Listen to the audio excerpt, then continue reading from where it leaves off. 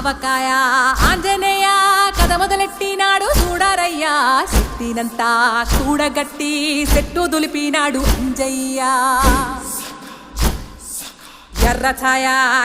ఛాయ కోతి అవతార వెంతమాయ కత్తి సేత పట్టకుండా కాయ కోసినాడు కపిలయ్యా